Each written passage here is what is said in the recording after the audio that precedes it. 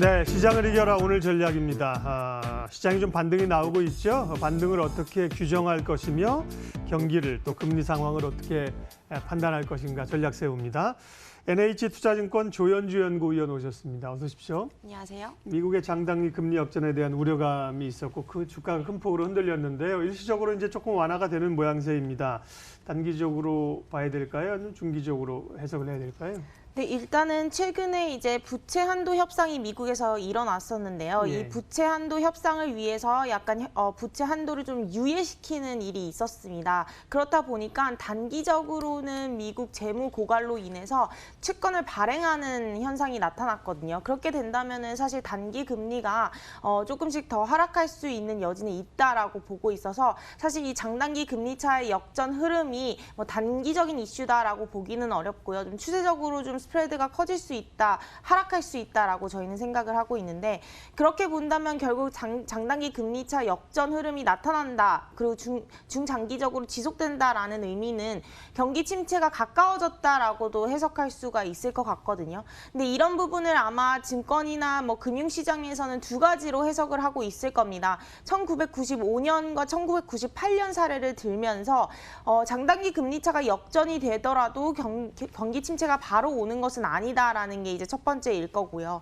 두 번째는 경기 침체가 오는 기간이 6개월에서 2년 정도 굉장히 다양하다라는 거죠. 그래서 이 두 가지에 저희도 좀 동의하는 부분이 있고 또 한 가지 저희가 좀 말씀드리고 싶은 거는 경기가 이제 미국 경기 선행 지수가 꺾였던 게 작년 9월부터입니다. 그때를 고점으로 계속 하락하고 있는데 여기서 주목해야 될 거는 과거와 다르게 고용 시장이라든가 소비에서 부진이 나타나는 것이 아니라 기업 심리라든가 투자에서 부진이 나타나고 있거든요. 이 의미는 결국 미중 무역 분쟁이라든가 아니면 페드가 금리를 너무 빠르게 올리면서 기업들이 투자를 안 하고 심리가 좀 위축됐다라고 볼 수가 있어서 결국엔 정책을 잘못 써서 나타나는 현상이었다라고 본다면은 정책을 다시 바로잡는다면 또 경기 침체를 좀 더 지연시킬 수 있다 이렇게 판단하고 있습니다. 예. 저희도 이제 그걸 고민하면서 그렇게 해석을 하고 있는 거예요. 금리 역전되고 경기가 안 좋은 건데 곧바로 경기 침체가 오지 않았다는 얘기는 결국 이제 정책을 좀 썼다는 거죠. 그게 그런 유예 기간을 만들지 않을까 싶은데요. 지금도 마찬가지입니다. 이제 뭐 중국 같은 경우는 경기 부양, 또 미국은 통화 정책으로 어떻게 이제 경기를 부양하느냐 있는 건데요. 예, 이번 주는 또 잭슨홀 미팅도 있고요. 어떤 걸 주목해야 됩니까? 네, 일단 저희는 이번 잭슨홀 미팅에서는 좀 시장에 부응하는 정책들이 나타날 것이다라고 생각을 하고 있습니다. 현재 FF 선물 금리에 올해 한 두세 번의 금리 인하 그리고 내년까지 5번이니까 기준금리가 다시 미국 같은 경우는 1%대로 내려온다라고 보시면 됩니다. 그래서 저희는 1%대로 내년에는 2020년 말에는 기준금리가 내려올 것이다라고 예상을 하고 있고요. 이 시장의 부응에 좀 기대에 부응을 할 수밖에 없는 상황이다라고 말씀을 드리는 이유는 일단은 연준 같은 경우는 미국 재무부와 굉장히 독립적인 은행은 맞는데요. 일단 최근에는 이제 디플레이션 우려가 높다 보니까 보통 디플레이션 우려가 높을 때에는 사실 통화 정책이라는 것이 행정부와 그렇게 독립성을 가져가기가 어려운 상황입니다. 그러니까 결국에는 통화 정책을 써서 자산 가격을 부응시키는데 이 자산 가격의 버블에 대한 우려보다는 저성장, 디플레에 대한 우려가 더 크기 때문에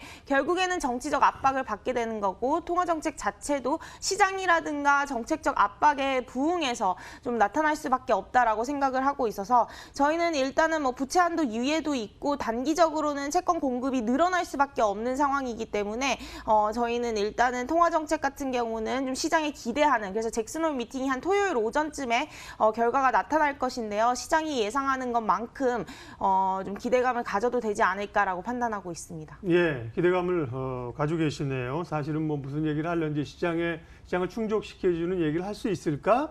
조금 개인적으로는 좀 우려도 있는데 안전자산은 계속 유효합니까? 금이나 혹은 뭐 채권 같은 경우는 특별히 이제 달러 표시 채권에 대한 얘기들을 많이 하고 있는데 여전히 뭐 포지션을 그대로 가져가는 게 좋습니까? 네, 일단 지금 현재 경기 침체에 대한 우려가 당장은 아니지만 결국에는 레이트 사이클, 경기 확장세 후반이라는 부분은 어느 정도 컨센서스가 형성이 된 상황이죠. 그렇게 본다면 사실 안전자산의 대표적인 게 금이라고 볼 수 있을 것 같고요. 저희가 1차적으로 목표가를 1,511로 온스당 제시를 했는데 목표가를 상회를 투자를 했습니다. 그럼 여기서 금에 대한 투자를 더 가야 되느냐라고 묻는다면 저희는 일단 금에 대한 수요는 계속해서 확대될 수 있다라고 판단을 하고 있어서 2차적인 목표가를 1715로 과거 10년 평균 대비 2표준 편차로 다시 제시를 했습니다. 저희가 금에 대한 선호를 계속해서 말씀드리는 이유는 일단 원래는 안전자산이 뭐 채권이라든가 달러, 금 이렇게 세 가지가 있는데 예전에는 채권이나 달러가 금 대비해서 더 선호가 됐었는데 최근에 일본이라든가 독일 같은 경우는 이자율이 거의 마이너스로 진입을 했거든요. 그렇다 보니까 이 무이자 자산에 대한 금이 수요가 훨씬 더 커지는 겁니다. 그래서 이자가 없어도 금이 더 오히려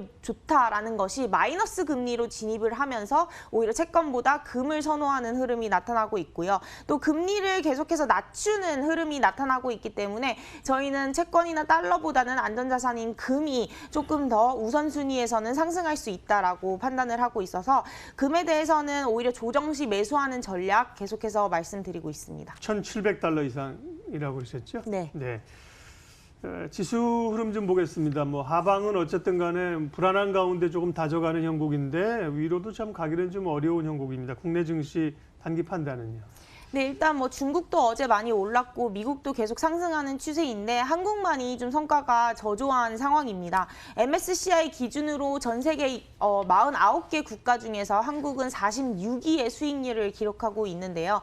이렇게 한국만 유일하게 부진한 이유는 아무래도 실적이라고 보시면 될 것 같습니다. 2008년 금융위기 이후 최대로 EPS 하향 조정폭이 큰 상황이고요. 이런 실적 부진의 가장 큰 원인은 당연 IT 그리고 에너지 소재 이런 글로벌 경기에 민감한 섹터들의 실적이 굉장히 부진하다. 결국에는 글로벌 경기에 굉장히 취약한 국가가 한국이다라고 해석할 수가 있겠습니다.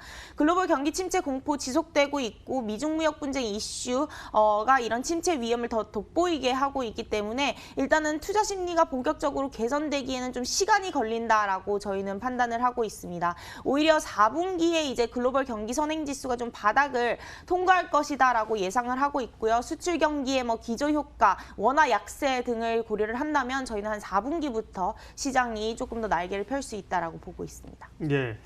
오늘은 뭐 시간이 좀 제한적이어서요. 조금 더 구체적인 아이디어들은 다음번에 오시면 좀 듣도록 하겠습니다. 시장을 이겨라 NH투자증권 조현주 연구위원 함께했습니다. 수고하셨습니다.